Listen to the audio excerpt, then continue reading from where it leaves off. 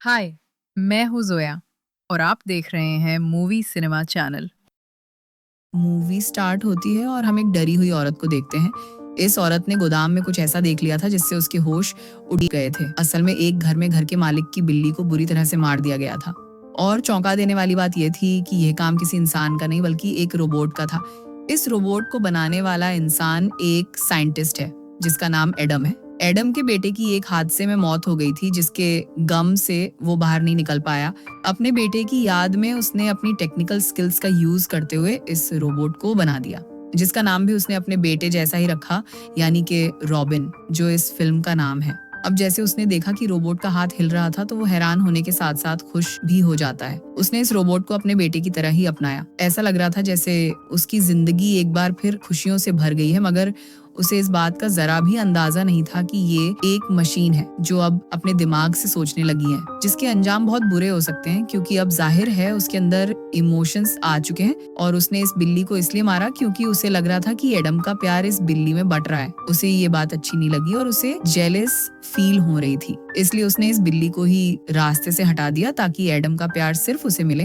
Scene change होता है और हम एक लड़के लियो को देखते हैं जो पिछले 5 साल से एक लड़की के साथ था। दोनों एक दूसरे को पसंद करते हैं और आज लियो उससे शादी के लिए प्रपोज करता है। उसकी दोस्त काफी खुश होती है, लेकिन वो ये नहीं जानती थी कि लियो के ऊपर भारी कर्ज है और कर्ज वसूलने वाले हर पल उस पर नजर बनाए हुए हैं। अब जब उसकी दोस्त लियो से उसके काम का पूछती है तो वो बात को टाल देता है और कहता है कि मैं तुम्हें अपने एक बहुत ही करीबी दोस्त से मिलवाने वाला हूँ, जो और कोई नहीं बल्कि एडम था। वो लियो का अंकल था जिसके घर ये दोनों बहुत जल्द पहुंच जाते हैं। इनकी बातों के दौरान एडम ने बताया कि कुछ साल पहले एक हादसे में मेरी याददाश्त कमजोर हो गई है। इसी वजह से उसने लियो को भी काफी देर से पहचाना था। जब लियो ने अपनी जान पहचान उसे बताई थी, बूढ़े होने की वजह से उससे ठीक से चला भी नहीं जा रहा था, इसलिए लियो की दोस्त एडम को सहारा देकर घर के अंदर ले जाती है और ये सब कुछ ऊपर खड़ा हुआ वो रोबोट देख रहा था।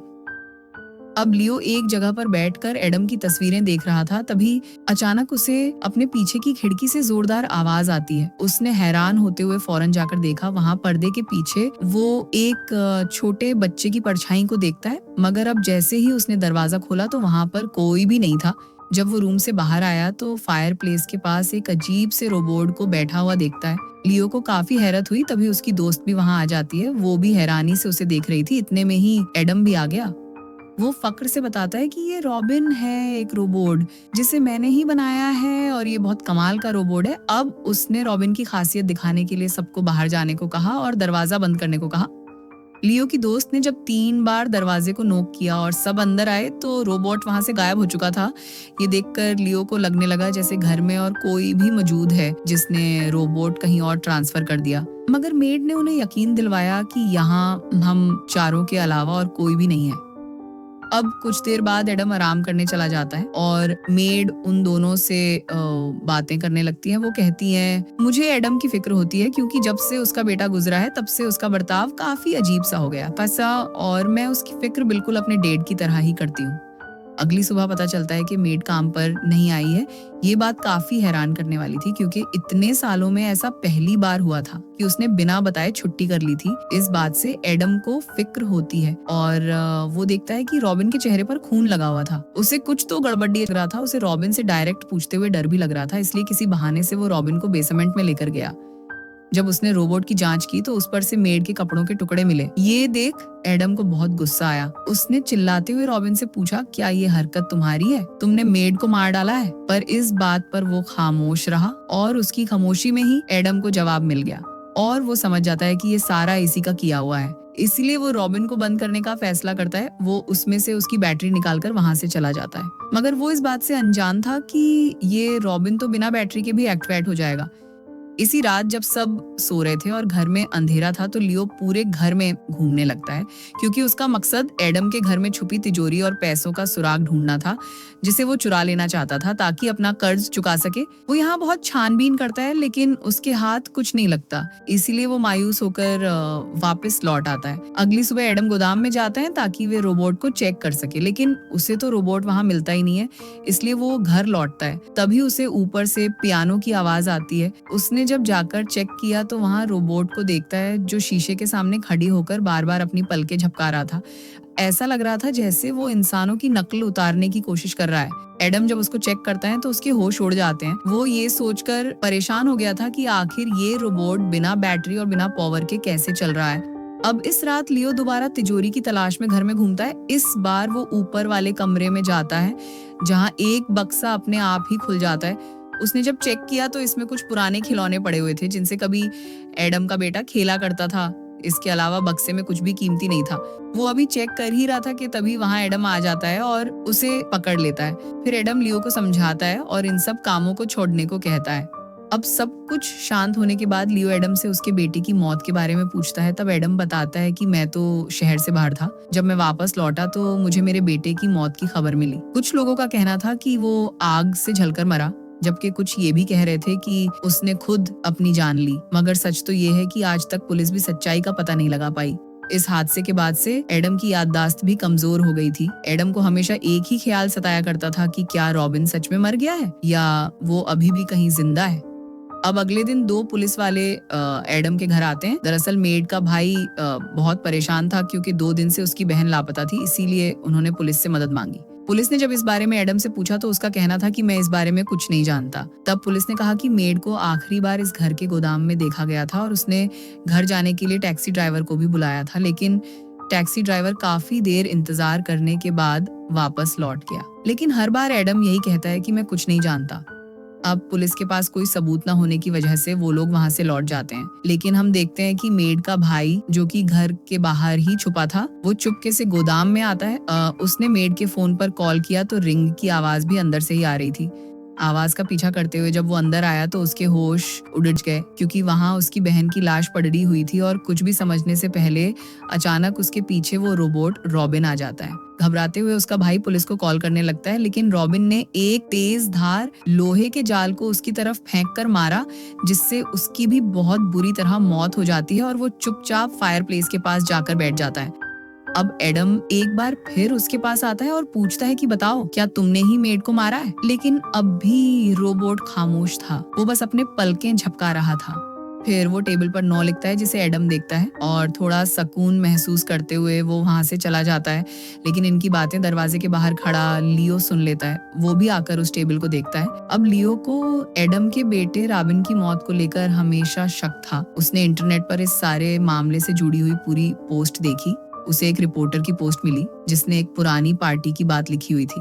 लियो उस रिपोर्टर से कांटेक्ट करता है। रिपोर्टर को जब पता चला कि लियो एडम का भांजा है तो उस रिपोर्टर ने लियो को सब कुछ सच दिया। रिपोर्टर कहता है ये उस दिन की बात है जब रॉबिन का 11वां बर्थडे था। एडम ने उसके लिए काफी बड़ी पार्टी रखी थी, पर बच्चों ने उसके साथ एक शरारत करने के लिए उसे कुछ देर के लिए बेसमेंट में बंद कर दिया था। फिर कुछ देर के बाद उसे बाहर निकाला, लेकिन जब वो बाहर आया तो उसका बर्ताव काफी अजीब हो गया था। वो बहुत खतरनाक बन गया था। ऐसा लग रहा था जैसे वो पहले वाला बच्चा नहीं रहा और अचानक खून का प्यासा बनते हुए उसने पार्टी में आए सभी लोगों पर हमला कर दिया और बहुत से मेहमान मारे गए। बस एडम और रिपोर्टर ही किसी तरह जिंदा बचे। जब रॉबिन ने अपनी माँ पर हमला किया तो पीछे से एक गोली चली जिससे रॉबिन की जान चली गई। रिपोर्टर बताता है कि वो गोली किसी और ने नहीं बल्कि खुद एडम ने ही चलाई थी। अब इससे एडम का नाम खराब हो सकता था, तो इस चीज से बचने के लिए उसने पुलिस को बहुत सारे पैसे दिए और इस मामले को यही खत्म करने को कहा। अब सच्चाई जानकर लियो के होश उड़ जाते हैं। उसे यकीन ही नहीं हो रहा था कि ये सब कुछ भी हो सकता है। तभी उसकी दोस्त भी आ जाती है। वो लियो पर काफी गुस्सा होती है क्योंकि उसने लियो का फोन देख लिया था जिस पर कर्ज देने वालों के मैसेजेस आ रहे थे। इस पर लियो सफाई देते हुए कहता है कि मैं तो बस अपने अच्छे फ्यूचर के लिए पैसे कमाने की कोशिश कर रहा था, लेकिन उल्टा मैं तो कर्ज में फंस गया और अब हमारे पास सिर्फ एक ही रास्ता है और वो है एडम के घर से पैसे चुराना। वो अपनी दोस्त से वादा करता है कि कर्ज उतारने के बाद हम दोनों शादी कर लेंगे और अपनी जिंदगी की एक नई शुरुआत करेंगे। अब रात को प्लान के मुताबिक लियो की दोस्त ने एडम की कॉफी में नींद की दवाई मिला दी, जिससे कुछ ही देर में वो गहरी नींद में चला जाता है। इसी रात 2 पुलिस ऑफिसर्स फिर से एडम के घर आए, पर दरवाजा ना खुलने पर उन्होंने घर के आसपास तलाशी शुरू कर दी। फीमेल पुलिस ऑफिसर बेसमेंट में जाती है जहाँ वो मेड भी जाया करती थी। वहाँ वो रोबोट को देखती है जिसकी आंखों में लाइट जल रही थी। वो उसे देखकर काफी हैरान होती है और उसके पास जाती है, लेकिन तभी वो रोबोट एक नोकदार हथियार उठाकर उसके पेट में घुसा देता है, जिससे ऑफिसर को बहुत दर्द होता है। फिर रोबोट ने एक केबल लगाकर उसके जिस्म में करंट छोड़ा, जिस वजह से उसकी बुरी तरह मौत हो जाती है। अब दूसरा ऑफिसर भी बेसमेंट में आ जाता है। यहाँ उसे इंसानी बॉडी के जलने की स्मेल आ रही थी। ऑफिसर ने जब टॉर्च जलाकर देखा तो सामने उसके साथी की जली हुई लाश पड़ी थी। वो काफी घबरा जाता है। अभी वो कुछ भी समझ पाता तभी पीछे से रोबोट आ जाता है और ऑफिसर पर चाकू से हमला करके उसे भी मार देता है। दूसरी तरफ लियो और उसकी फ्रेंड अलमारी को ढूंढ रहे थे। लियो की दोस्त को फर्श कुछ अलग लगा। उसने जैसे ही उसे हटाया तो वहां उन्हें बेसमेंट में जाने का खुफिया रास्ता मिला, जिसे देखकर लियो काफी खुश हो जाता है। ये देख उसकी दोस्त पहले तो घबरा जाती है, फिर वो भी लियो के पीछे बेसमेंट में आ जाती है, पर उन दोनों को नहीं पता कि रोबोट उन्हें देख रहा है। बेसमेंट आकर ये लोग देखते हैं कि यहाँ बहुत सारी शराब की बोतलें रखी हुई थी, लेकिन लियो को तिजोरी ढूंढना थी जिसके अंदर कीमती चीजें रखी हुई थी। फिर अचानक इन्हें अपने पीछे किसी की आहट महसूस हुई। इन्होंने जब पीछे मुड़कर देखा तो वहाँ कोई भी नहीं था। अब लियो तो आगे बढ़ जाता है, लेकिन उसकी दोस्त पीछे रह जाती है ताकि वो दोबारा देख सके कि यहाँ कौन है। अब जब उसने फिर से पीछे मुड़कर देखा तो उसके सामने खून से भरा हुआ रोबोट खड़ा था। वो जोर से चीख मारकर वहाँ से भाग जाती है और आगे उसे लियो भी मिल जाता है। भागते भागते ये लोग ऐसी जगह पहुंच जाते हैं जहाँ इन्हें फाइनली तिजोरी मिल ही जाती है। तिजोरी देख ये लोग बहुत खुश हो जाते हैं और कुछ देर के लिए डर खत्म हो जाता है और अब दोनों सेफ को खोलने की कोशिश करते हैं, पर उसमें तो पासवर्ड था। तभी लियो को याद आता है कि एडम अपने बेटे की बर्थ डेट को पासवर्ड रखा होगा। वो बर्थ डेट को एंटर करता है और सेफ खुल भी जाता है, लेकिन उन्होंने जो देखा वो कभी सोचा नहीं था, क्योंकि तिजोरी तो पूरी खाली थी, ना ही पैसा ना ही ज्वेलरी, जिस वजह से दोनों अपसेट हो जाते हैं। ये देखकर लियो की दोस्त उदास हो जाती है, क्योंकि अब वो समझ गई थी कि रोबोट के हाथों हमारी जान भी खतरे में है और बदकिस्मती से हमारे हाथ भी कुछ नहीं लगा और वो रोने लगती है। पर इससे पहले वो कुछ कर पाती तभी अचानक एक लोहे का रोड उसकी गर्दन के आर पार हो जाती है, जिससे उसकी वहीं मौत हो जाती है। ये देख लियो को बहुत अफसोस होता है, लेकिन उसे उसका गम मनाने का भी टाइम नहीं था। इसलिए ये देखकर लियो ने वहां पड़ी एक आयरन रोड उठाकर उस रोबोट पर हमला कर देता है, लेकिन वो अभी भी काम कर रहा था। फिर वो रोबोट एक कांच से लियो पर अटैक कर देता है, जिससे वो बेहोश हो जाता है और जब उसे होश आता है तो वो खुद को कुर्सी से बंधा हुआ पाता है। ये वही जगह थी जहाँ पर रॉबिन को बंद किया हुआ था। अब वो रोबोट बोलना शुरू कर देता है। हैरत वाली बात थी कि उसके अंदर रॉबिन की आत्मा थी। वो बताता है कि कैसे उसकी माँ उसे छोटी से छोटी बात पर यहाँ कैद कर दिया करती थी। हर छोटी बड़ी शरारत पर उसे सजा मिला करती थी। अब रोबोट लियो से पूछता है कि तुम मैडम के घर पर क्यों आए हो, तुम्हारा मकसद क्या है। यहाँ लियो झूठ बोल देता है कि मैं तो बस ऐसे ही उनसे मिलने आया था। ये सुनकर रोबोट ने उसे नैल गन मारकर उसे सजा दी। फिर दूसरी बार भी सच न बोलने पर उसे सजा मिली और उसे बहुत दर्द भी सहना पड़ा, और आखिर जब तीसरी बार उसे दर्द सहन नहीं हुआ तो आखिर उसे सब कुछ सच कबूल करना पड़ा। वो कहता है, हाँ मैं सच में एडम का भांजा नहीं हूँ।